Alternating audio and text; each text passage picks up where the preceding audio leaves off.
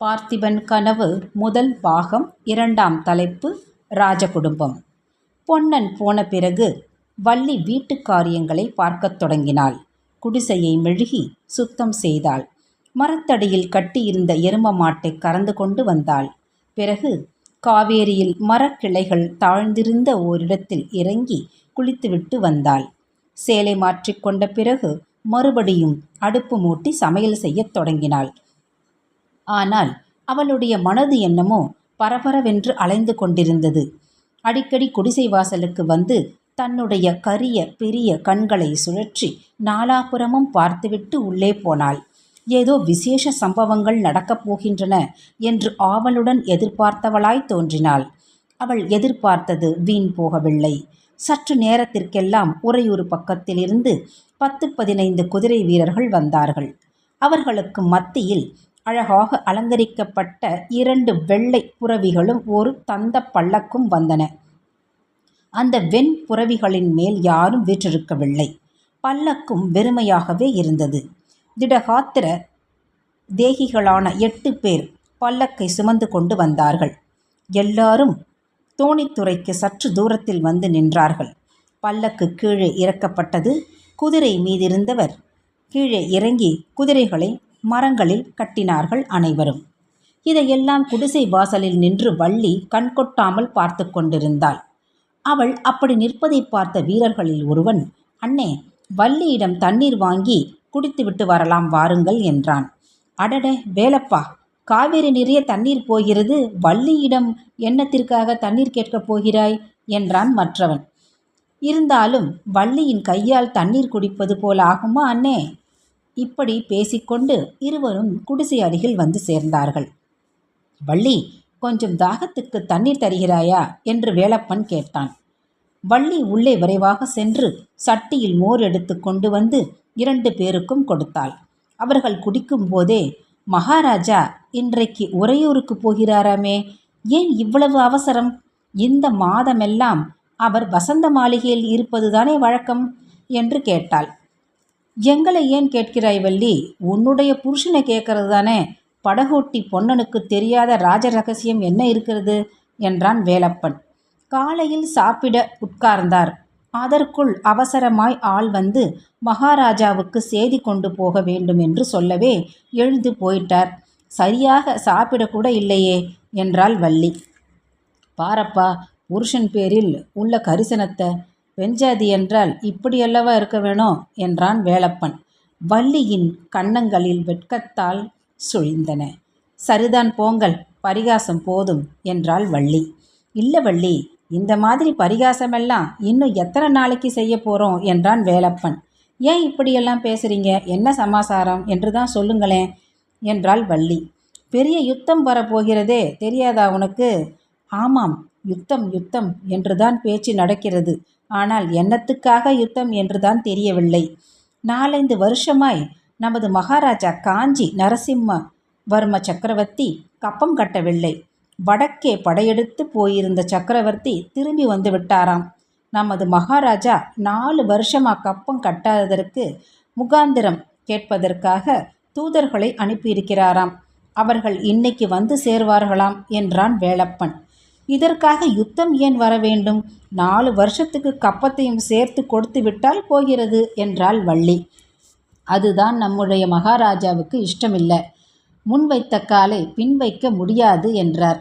இப்படி இவர்கள் பேசிக்கொண்டே இருக்கும்போது நடு ஆற்றில் படகு வருவது தெரிந்தது. வேலப்பனும் இன்னொருவனும் உடனே திரும்பி போய் மற்றவர்களுடன் சேர்ந்து கொண்டார்கள். சிறிது நேரத்திற்கெல்லாம் படகு துறையை அடைந்தது. இது பொன்னன் போகும்போது தள்ளி கொண்டு போன சாதாரண படகல்ல. அழகிய வேலைப்பாடுகளுடன் ஒரு பக்கம் விமானம் அமைத்து செய்திருந்த ராஜபடகு. படகின் விமானத்தின் 3 பேர் அமர்ந்திருந்தார்கள். அவர்களை பார்த்ததும் ராஜ குடும்பத்தினர் என்று தெரிந்து கொள்ளலாம். பார்த்திப சோழ மகாராஜாவும் அருள்மொழி மகாராணியும் இளவரசர் விக்கிரமன்தான் அவர்கள். அறையில் பூண்ட உடைவாளும் கையில் நெடிய வேலாயுதம் தரித்த ஆஜானுபாகுகளான 2 மெய்க்காவலர்கள் படகில் இரு புறத்திலும் நின்று கொண்டிருந்தார்கள். பொன்னனும் இன்னொருவனும் படகு தள்ளிக்கொண்டு வந்தார்கள். படகு கரை சேர்ந்ததும் மெய்க்காவலர்கள் இருவரும் முதலில் இறங்கி ராஜாதிராஜ ராஜ மார்த்தாண்ட ராஜகம்பீர சோழ மண்டலாதிபதி பார்த்திப மகாராஜா பராக் என்று கூவினார்கள். கரையில் நின்ற வீரர்கள் அவ்வளவு பேரும் கும்பிட்ட கைகளுடன் மகாராஜா வெல்க என்று எதிரொலி செய்தார்கள். படகை விட்டு இறங்கியதும் மகாராஜா பொன்னனுடைய குடிசை பக்கம் நோக்கினார். குடிசை வாசலில் நின்று பார்த்து கொண்டிருந்த வள்ளியின் பேரில் அவருடைய பார்வை விழுந்தது.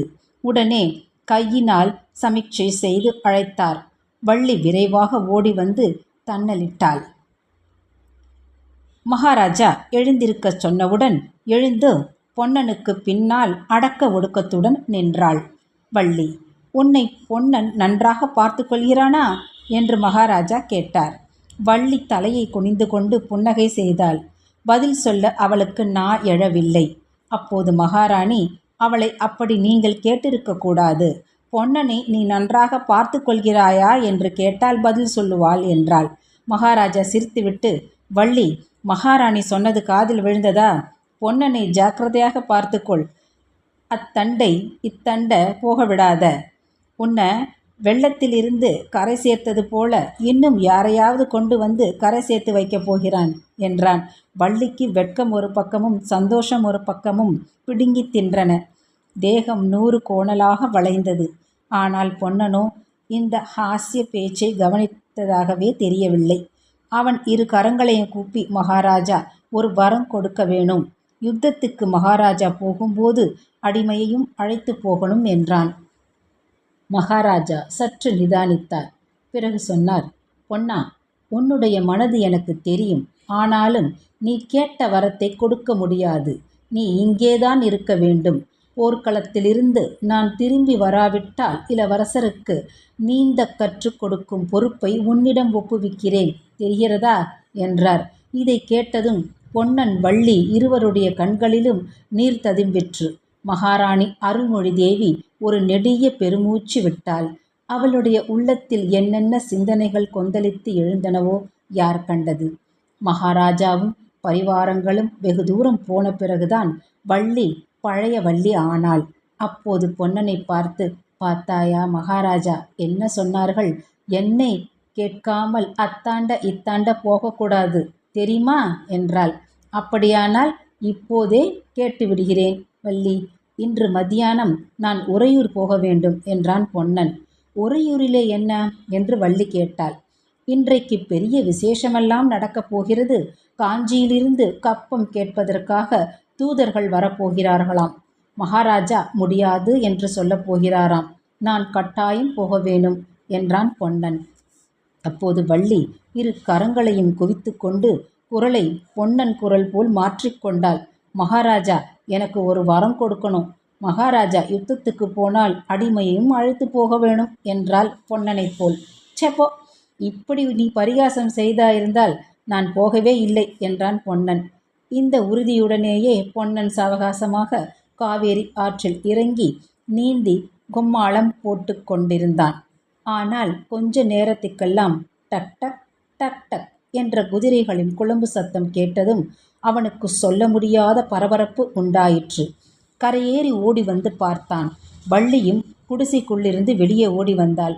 சிறிது நேரத்திற்கெல்லாம் முதலில் ஒரு குதிரையும் பின்னால் 4 குதிரைகளும் கிழக்கு திசையிலிருந்து அதிவேகமாக வந்தன. முதல் குதிரையின் மேல் இருந்தவன் கையில் சிங்க உருவம் வரைந்த கொடி பிடித்து கொண்டிருந்தான். குதிரைகள் உறையூரை நோக்கி பறந்தன. சிங்கக் கொடி போட்டு கொண்டு போகிறார்களே, இவர்கள் யார் என்று வள்ளி கேட்டாள். மெய்மறந்து நின்ற பொன்னன் திடுக்கிட்டவனாய், வள்ளி, இவர்கள்தான் பல்லவ தூதர்கள். நான் எப்படியும் இன்று உறையூர் போக வேணும். நீயும் வேணுமானால் வா, உன் பாட்டனையும் பார்த்தது போல் இருக்கும் என்றான்.